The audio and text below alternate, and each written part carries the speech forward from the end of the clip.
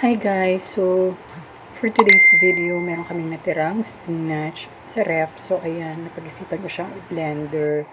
Wala lang, parang iba lang. Charot. Hindi, kasi i-blender ko siya halo ko sa pasta. So, ayan, blend ko na siya ng very very strong. So, wait lang ha, nahihiba ko ba kayo? Hinahanap ko kasi yung leftover habang umaandar-andar itong video ko. Tapos nagdilim. Ayan. So, ito na ininit ko na yung kawali. Tapos, ayan, yung pasta na natira. Actually, hindi ko na yung chicken.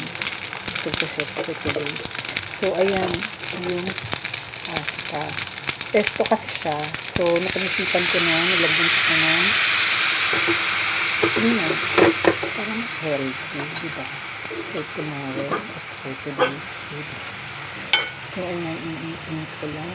Parang ang bango-bango niya. Ang bango. Amoy halaman dagat. Tapos, ayan, finishing. Bye!